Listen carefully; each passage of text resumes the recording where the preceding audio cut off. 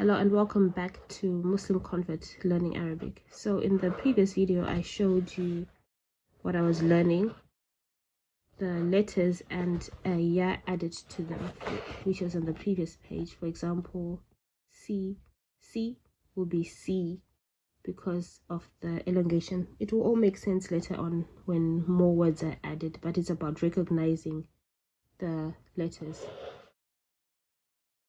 So here is another exercise which you can also write down or read and then write down.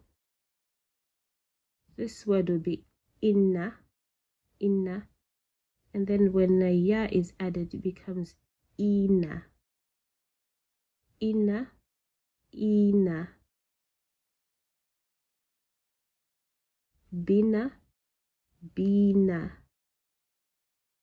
tina, thinna,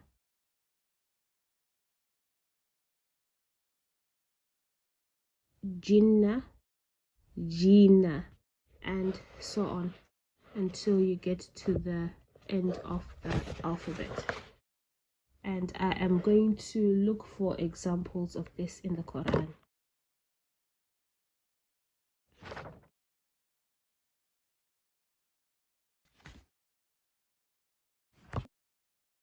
Okay, so I've opened up the Quran and here is an example of the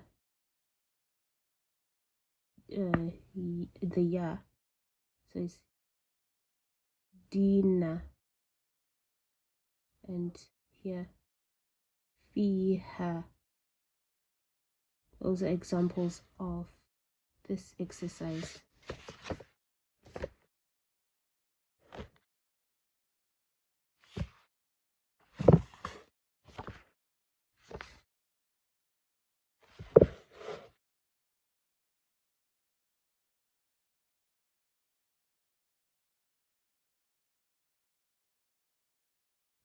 Okay, so here in the Quran there are examples here, like here.